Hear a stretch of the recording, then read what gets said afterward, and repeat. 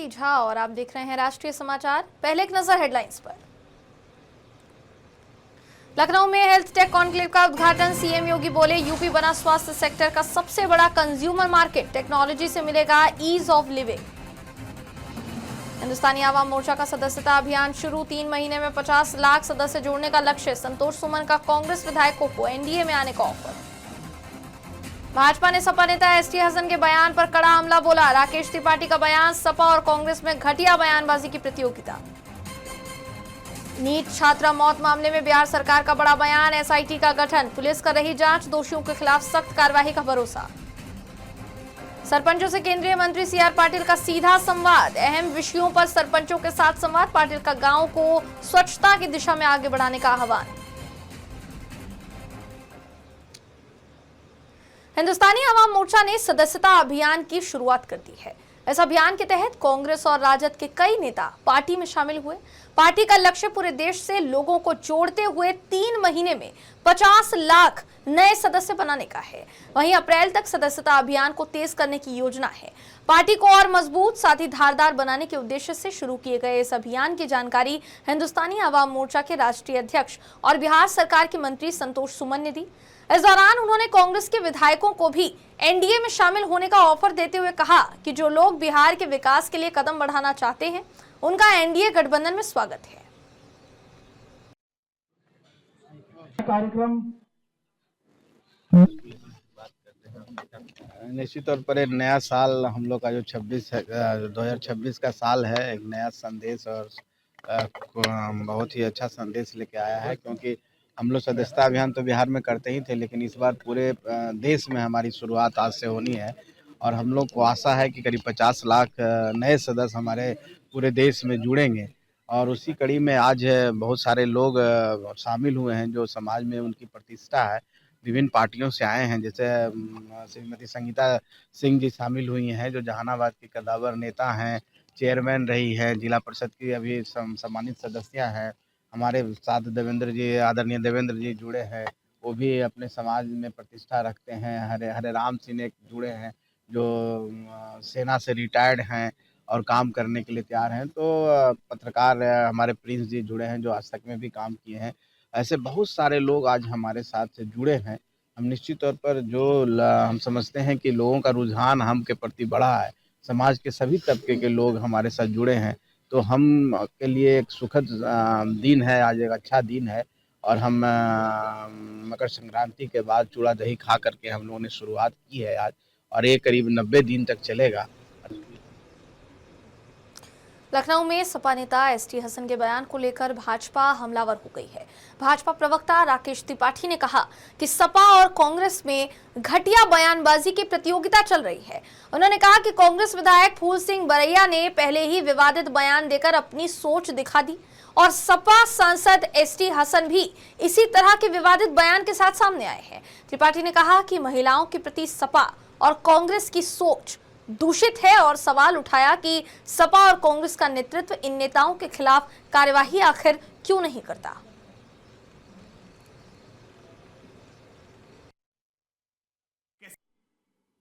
बदजुबानी की एक प्रतियोगिता हो रही है, एक से एक घिनौने और घटिया बयान दिए जा रहे हैं। कांग्रेस पार्टी के विधायक फूल सिंह बरैया ने जिस तरह का बयान महिलाओं के प्रति अपनी कांग्रेसी सोच को प्रदर्शित किया था, समाजवादी पार्टी को लगा कि प्रतियोगिता में पीछे कैसे रह सकते हैं। इसलिए समाजवादी पार्टी के सांसद एसटी हसन ने उससे भी ज्यादा घटिया बयान देने का काम किया। यह महिलाओं को लेकर के इतनी संकुचित, इस तरह की संकीर्ण सोच, इतनी घटिया सोच आखिरकार इनकी पार्टी के भीतर कैसे पनपती है और पार्टी का नेतृत्व इन पर कार्रवाई क्यों नहीं करता? क्या यह पार्टी की रणनीति का हिस्सा रहता है? क्या यह पार्टी की सोच है? ये पार्टी के नेतृत्व को स्पष्ट करना चाहिए, वरना ऐसे नेताओं के खिलाफ ठोस और कठोर कानूनी कार्रवाई करनी चाहिए। नीट की छात्रा की मौत मामले में बिहार के गृह मंत्री सम्राट चौधरी का बड़ा बयान सामने आया है। उन्होंने कहा कि इस मामले की जांच के लिए एसआईटी का गठन कर दिया गया है और पुलिस लगातार काम कर रही है। सम्राट चौधरी ने स्पष्ट किया कि जो भी दोषी पाया जाएगा उसके खिलाफ सख्त से सख्त कार्यवाही की जाएगी। उन्होंने ये भी कहा कि पुलिस प्रशासन और राज्य सरकार मामले के हर पहलू पर कड़ी नजर बनाए हुए है। लगातार समीक्षा कर रही है, स्तरीय टीम बनाई और आपने देखा होगा डीजीपी साहब स्वयं मॉनिटरिंग भी कर रहे हैं, इसलिए कोई अपराधी बचेगा नहीं। इतना श्योर करता हूँ कि अपराधी यदि इसमें संलिप्त है तो जरूर कार्रवाई होगी। तेजस्वी यादव ने नीट मामले को लेकर अब सोशल मीडिया पर पोस्ट किया है और एनडीए सरकार पर निशाना साधा है।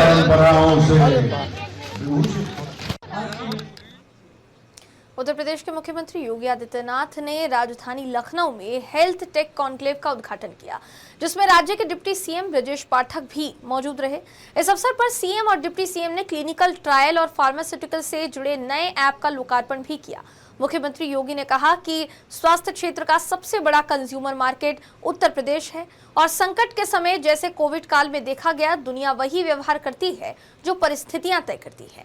उन्होंने आत्मनिर्भरता और वैश्विक स्तर पर प्रतिस्पर्धा की आवश्यकता पर जोर दिया और प्रतिभागियों को प्रदेश में काम करने के लिए आमंत्रित किया, जहां उन्हें सिंगल विंडो सिस्टम की सुविधा मिलेगी।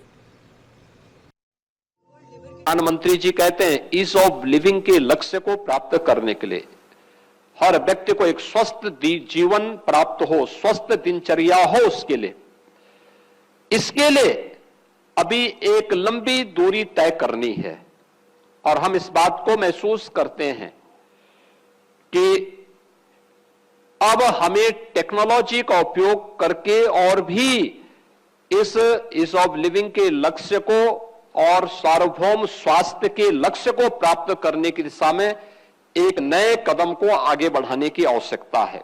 और इसी दिशा से हम लोगों ने कुछ कदम आगे बढ़ाए हैं, जिसमें यमुना अथॉरिटी में जो वहां पर बनने वाले मेडिकल डिवाइस पार्क की कार्रवाई युद्ध स्तर पर आगे बढ़ी है। प्रमोट फार्मा पार्क ललितपुर में हमारा विकसित हो रहा है। यूपी गवर्नमेंट की इस दिशा में अपनी एक नई प्रक्रिया हमारी प्रारंभ हुई है। प्रधानमंत्री जी कहते भारतीय जनता पार्टी नवसारी जिला संगठन की ओर से सरपंचों, तालुका पंचायत और जिला पंचायत सदस्यों, कॉर्पोरेटर्स, साथ ही अपेक्षित कार्यकर्ताओं के साथ एक महत्वपूर्ण संवाद कार्यक्रम का आयोजन किया गया। भारत सरकार के जल शक्ति मंत्रालय के अंतर्गत केंद्रीय जल शक्ति मंत्री और नवसारी सांसद सीआर पाटिल ने नवसारी लोकसभा क्षेत्र के अंतर्गत आने वाले नवसारी जिले के सरपंचों से सीधा संवाद किया। कार्यक्रम के दौरान केंद्रीय मंत्री सीआर पाटिल ने जल शक्ति मंत्रालय की अलग अलग योजनाओं की विस्तृत जानकारी दी। उन्होंने जल संरक्षण, पेयजल आपूर्ति व्यवस्था और ग्रामीण विकास जैसे अहम विषयों पर सरपंचों के साथ संवाद किया और उनके सुझाव भी सुने।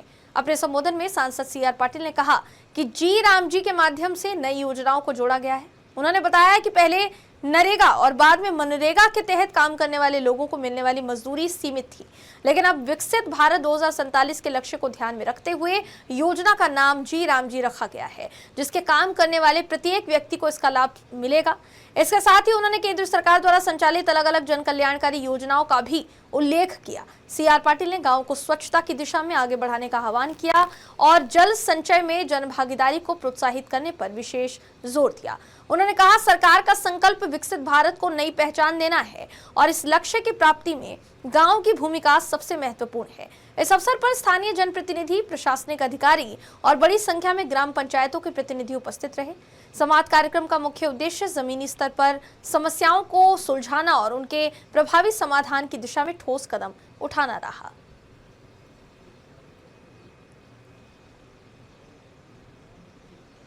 महेंद्र सिंह मंगरोला ओलपाड़ सूरत के ओलपाड़ इलाके में अटोतरा के पास भंगाल स्थित एक गोदाम में अचानक आग लग गई, जिससे आसपास के क्षेत्र में अफरा तफरी मच गई। आग इतनी भीषण थी कि उसकी लपटें 4 से 5 किलोमीटर दूर तक दिखाई दे रही थी। आग लगने के कारणों का फिलहाल पता नहीं चल पाया है। घटना के बाद स्थानीय लोगों ने पहले पानी की बौछार कर आग बुझाने की कोशिश की, साथ ही फायर ब्रिगेड को सूचना दी। सूचना मिलते ही फायर ब्रिगेड की टीम मौके पर पहुंची और कड़ी मशक्कत के बाद आग पर काबू पा लिया गया। राहत की बात यह रही कि इस घटना में किसी के भी घायल होने की सूचना नहीं है।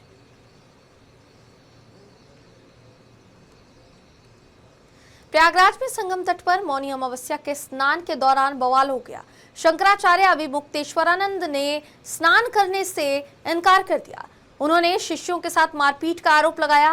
उन्होंने कहा कि पुलिस ने उनके शिष्यों के साथ धक्का मुक्की की है, उनके साथ बदसलूकी की गई है, उन्हें स्नान से रोका गया है। स्वामी अविमुक्तेश्वरानंद सरस्वती ने कहा कि वो बिना स्नान अब वापस जा रहे हैं। पुलिस का कहना है कि इस पूरे मामले में माघ मेले में मौनी अमावस्या के कारण संगम तट पर श्रद्धालुओं की जो भारी भीड़ उमड़ पड़ी थी, उसको ध्यान में रखते हुए ये बड़ा कदम उठाना पड़ा।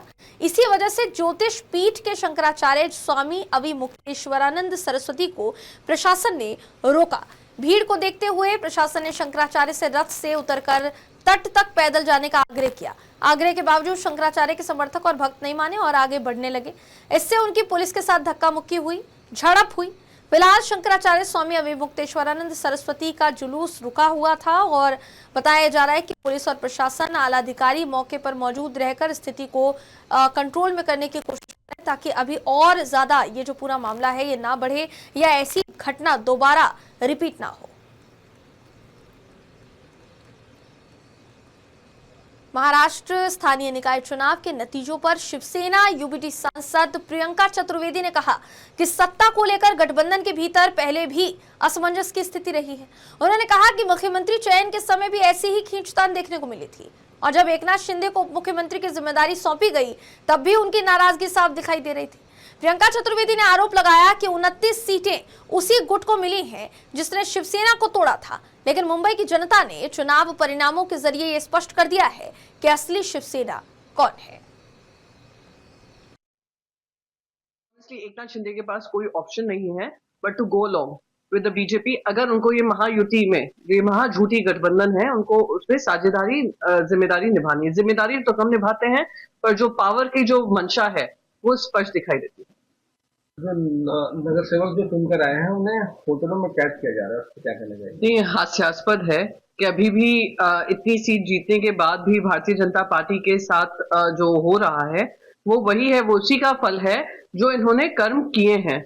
वही आज होटल्स के माध्यम से दिख रहा है, वही होटल की राजनीति, रिजॉर्ट पॉलिटिक्स दिखाई दे रही है, जहां पर एकनाथ शिंदे जी ये समझ गए हैं कि जो उनके जो 29 कॉर्पोरेटर हैं उनको सबसे पहले भारतीय जनता पार्टी उनके पीछे पड़ेगी, क्योंकि वो भारतीय जनता पार्टी भी जानती है और खुद एकनाथ शिंदे जी जानते हैं ये 29 कॉर्पोरेटर भी वो हैं जो अपना दल बदलने को तैयार होंगे। वो सिर्फ एक मकसद से उन्होंने उस चुनाव चिन्ह पे लड़ाई लड़ी है, क्योंकि वो भारतीय जनता पार्टी के साथ गठबंधन में है। ऑनेस्टली एकनाथ राजकोट में 7 साल की बच्ची से दुष्कर्म के गंभीर मामले में कोर्ट ने आरोपी को मौत की सजा सुनाई है। घटना के बाद पुलिस की तुरंत कार्यवाही और मजबूत सबूतों के आधार पर सिर्फ 41 दिनों में यह फैसला आया है। राजकोट रूरल एसपी विजय सिंह गुर्जर ने इस पूरे मामले में प्रेस कॉन्फ्रेंस की और पूरे घटनाक्रम साथ ही पूरे मामले की जांच के साथ साथ डिटेल्स बताई। प्रेस कॉन्फ्रेंस में special public prosecutor SK Vora भी मौजूद रहे। एसपी गुर्जर के मुताबिक घटना की गंभीरता को देखते हुए मामले की जांच महिला एएसपी सिमरन भारद्वाज को सौंपी गई थी। बच्चे के परिवार ने पुलिस से तुरंत न्याय दिलाने की रिक्वेस्ट की थी, जिसके बाद पुलिस ने मामले को प्राथमिकता देते हुए तेजी से जांच की है।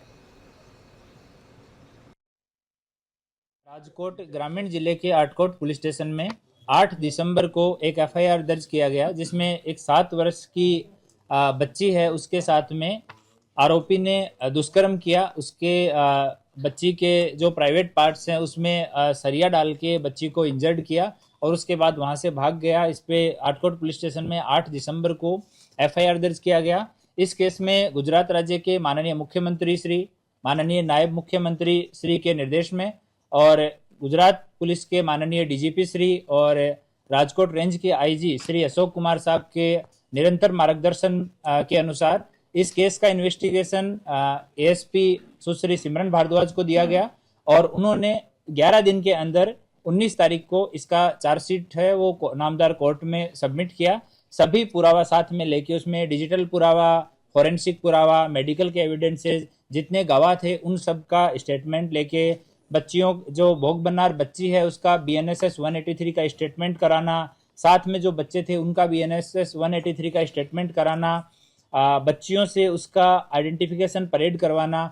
इसमें इस केस में आइडेंटिफिकेशन परेड जो करवाया गया वो भी बाकी से अलग है, क्योंकि ये बच्चे जो है उनकी उम्र बहुत कम थी, तो हमारे राजकोट के डीजीपी श्री, हमारे इन्वेस्टिगेशन ऑफिसर, इन सब ने मिलकर कोर्ट परिसर में जो एक विशेष रूम रहता है उस रूम में आइडेंटिफिकेशन करवाया गया और जितने आइडेंटिफिकेशन परेड में जितने लोग थे सबको एक एक खिलौना दिया गया था और खिलौने के आधार पे उन्होंने पहचान के बताया था कि जिस आदमी के हाथ में ये पार्टिकुलर खिलौना है वो अक्यूज है। वो कई सालों बाद ऐसा हुआ कि कोई 40-41 दिनों के तहत ये पूरा केस पूरा हो गया, जिसमें खाली केस कोर्ट में जो केस चलता है वही नहीं, पुलिस इन्वेस्टिगेशन में जो टाइम लगता है वो भी गिन लिया गया।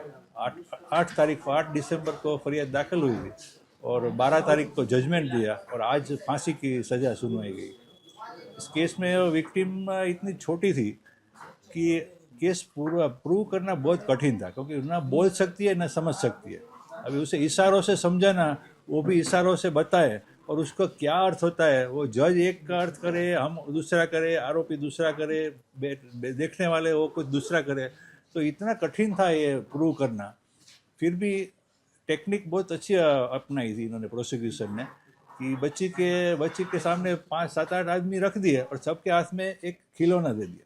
अब खिलौना देख के बच्ची पहचान गई कि ये वाला आदमी है जिन्होंने मुझे, न इशारा कर सकती है, न हाथ से उंगली से वो बता सकती है और कुछ नहीं कर सकती, और खेलते खेलते उसे बताना है कि कौन सा आदमी था। जनपद बागपत में साइबर ठगी के एक बड़े और चौंकाने वाले मामले का खुलासा हुआ है, जिसमें सुंदर वधू की आवश्यकता जैसे आकर्षक विज्ञापनों के जरिए लोगों को शादी का सपना दिखाकर लाखों करोड़ों की ठगी की जा रही थी। साइबर सेल और थाना साइबर क्राइम बागपत की संयुक्त पुलिस टीम ने इस मामले में 2 अंतर्राज्यीय शातिर ठगों नावेद और भूरा को गिरफ्तार किया है, जो पिछले 7 से 8 सालों से लगातार इस तरह की ठगी को अंजाम दे रहे थे। ये लोग समाचार पत्रों और अन्य माध्यमों में सुशील परिवार के लिए सुंदर वधू की आवश्यकता जैसे विज्ञापन प्रकाशित कराते थे। विज्ञापन पर फोन करने वाले व्यक्तियों से बातचीत कर भरोसा जीतते थे और विवाह की बात तय कर लेते थे। एक तारीख फिक्स कर ली जाती थी। तय दिन पर मिलने से ठीक पहले एक्सीडेंट, बीमारी या किसी आपात स्थिति का बहाना बनाकर पीड़ित से तुरंत 20 से 25 हजार रुपए या उससे ज्यादा की रकम किसी बैंक खाते में ट्रांसफर करने के लिए कहते थे, या आश्वासन देते हुए कि शाम तक पैसा घर पहुंचा दिया जाएगा। विश्वास में आकर लोग पैसा भेज देते और इसके बाद संपर्क टूट जाता। इसी तरीके से 8 से 10 सालों में 1 करोड़ रुपए से ज्यादा की ठगी इस पूरे मामले में हुई है। एक यहाँ पर ऑनलाइन फ्रॉड की तहरीर दी गई थी एक वादी द्वारा, जो बड़ौद के निवासी थे। इसमें वधू की आवश्यकता के नाम पे उनसे फ्रॉड हुआ था। उस तहरीर के आलोक में कार्रवाई की गई, जिसमें आज 2 अभियुक्तों को गिरफ्तार किया गया है। इसमें नावेद और भूरा 2 है, जो ऑनलाइन ठगी का काम करते थे। उनका मुख्य जो मोडस ऑपरेंडी थी वो ये था कि वो एक ऐड निकालते थे पेपर में, इसमें वधू की आवश्यकता है एक सुशील वर के लिए, और उससे फिर बात करते थे। जो फ़ोन पे आते थे उसी से उनसे एक डेट फिक्स की जाती थी कि उस दिन उनसे मुलाकात करने आएंगे, और रास्ते में एक एक्सीडेंट और किसी अन्य चीज़ का बहाना बनाते हैं कि हम आपके पास आ रहे थे, रास्ते में एक्सीडेंट हो गया है और अन्य सब चीज़ को मैनेज करने के लिए हमें पैसे की आवश्यकता है। आप तुरंत इसको इस अकाउंट में 20,000 रुपये, 25,000 रुपये जितना भी हो तुरंत ट्रांसफर कर दीजिए, और मैं आपको शाम तक वो पैसा घर पहुँचकर वापस दे दूँगा। इस तरह का मोडस ऑपरेंडी था। तुरंत आदमी विश्वास करके उसको पैसे ट्रांसफर कर देता था, और इसी तरह का वो लोग फ्रॉड कर लगातार पिछले 7-8 सालों से फ्रॉड करते चले आ रहे हैं। जो नावेद है, इस पर 16 अभियोग इसी तरह के पंजीकृत है, और इनसे 8 मोबाइल, लैपटॉप, फर्जी आधार कार्ड और क्या कहते हैं 2 बैंक अकाउंट, कई तरह की चीज से इनसे बरामद भी हुई है। नमामि गंगे कार्यक्रम के तहत गंगा संरक्षण को मजबूती देने की दिशा में एक अहम कदम उठाते हुए देहरादून स्थित wild life institute of India में गंगा संरक्षण से जुड़ी अलग अलग परियोजनाओं की शुरुआत की गई। इन परियोजनाओं का उद्घाटन केंद्रीय जल शक्ति मंत्री CR पाटिल ने किया। इस अवसर पर उन्होंने कहा कि गंगा केवल एक नदी नहीं बल्कि भारत की सांस्कृतिक और आध्यात्मिक धरोहर है, जिसके संरक्षण के लिए वैज्ञानिक अनुसंधान और सामूहिक प्रयास बेहद जरूरी है। कार्यक्रम में विशेषज्ञों, वैज्ञानिकों और अधिकारियों ने भाग लिया। साथ ही गंगा की जैव विविधता, स्वच्छता और सतत संरक्षण को लेकर किए जा रहे प्रयासों पर विस्तार से चर्चा की गई। देहरादून स्थित wild life institute of India में नमामि गंगे मिशन के अंतर्गत जलीय जैव विविधता संरक्षण को सशक्त बनाने के उद्देश्य से कई महत्वपूर्ण परियोजनाओं का शुभारंभ किया गया। इस अवसर पर केंद्रीय जल शक्ति मंत्री श्री CR पाटिल के करकमलों द्वारा नवनिर्मित गंगा जलीय जीव संरक्षण अनुश्रवण केंद्र का उद्घाटन किया गया। इसी दौरान उन्होंने केंद्र का दौरा किया, साथ ही वहां स्थापित 3 अत्याधुनिक लैब्स का अवलोकन कर वैज्ञानिकों और शोधकर्ताओं से अनुसंधान संबंधी विस्तृत जानकारी ली और उनका उत्साहवर्धन किया। इसी क्रम में उन्होंने wild life institute of India के छात्रों और शोधार्थियों से संवाद किया और उन्हें नदी एवं जलीय जैव विविधता संरक्षण में शोध, नवाचार और फील्ड आधारित कार्यों के लिए प्रेरित किया। इसी अवसर पर केंद्रीय मंत्री द्वारा डॉल्फिन रेस्क्यू एम्बुलेंस का शुभारंभ किया गया, जो संकटग्रस्त गंगा डॉल्फिन के लिए त्वरित, संवेदनशील और वैज्ञानिक जीवन रक्षक सहायता प्रदान करेगी। इसके साथ ही उन्होंने एक पेड़ माँ के नाम अभियान के तहत पौधारोपण कर पर्यावरण को स्वच्छ रखने का संदेश दिया। इस मौके पर एक विशेष कार्यक्रम का आयोजन भी किया गया, जिसमें केंद्रीय जल शक्ति मंत्री श्री CR पाटिल के साथ उत्तराखंड राज्य आपदा प्रबंधन प्राधिकरण के उपाध्यक्ष विनय कुमार रुहेला, NMCG के महानिदेशक राजीव कुमार मित्तल, भारतीय वन्य जीव संस्थान के निदेशक डॉक्टर गोविंद सागर भारद्वाज, वरिष्ठ अधिकारियों सहित बड़ी संख्या में गंगा प्रहरियों की उपस्थिति रही। इस कार्यक्रम के दौरान केंद्रीय मंत्री द्वारा इंडियन स्किमर संरक्षण परियोजना का औपचारिक उद्घाटन किया गया।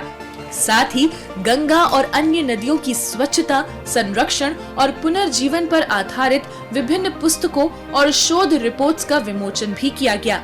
गंगा प्रहरियों ने अपने प्रेरणादायी अनुभव साझा किए, जबकि केंद्रीय मंत्री ने नमामि गंगे मिशन के तहत गंगा और अन्य नदियों के संरक्षण में वैज्ञानिक और सामुदायिक प्रयासों की अहमियत पर जोर दिया। हम सब मिलकर आपका सहयोग करते हुए नदियों के बारे में जो भी कर सकते हैं करने के लिए ईमानदारी के साथ कोशिश करेंगे। हम सिर्फ प्रयत्न नहीं करेंगे, हम परिणाम लाएंगे, वहाँ तक पहुँचने की कोशिश करेंगे। यहाँ के जो शोधकर्ता हैं वो जिस तरह से इस संस्था में जो उसके ऊपर कोशिश कर रहे हैं, जो शोध कर रहे हैं, मुझे लगता है आने वाले दिनों में उनका बहुत महत्व भी और बढ़ने वाला है। नमामि गंगे मिशन के तहत किए जा रहे ये वैज्ञानिक और सामुदायिक प्रयास गंगा और अन्य नदियों के संरक्षण की दिशा में मील का पत्थर साबित होंगे।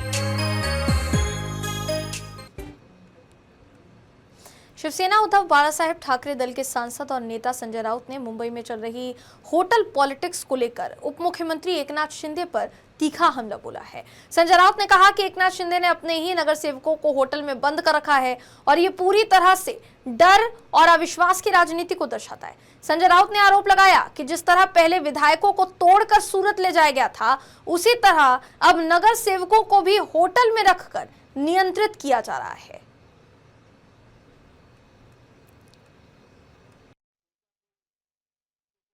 बात ऐसी है, महाराष्ट्र में सरकार फडणवीस और शिंदे जी की है, राइट।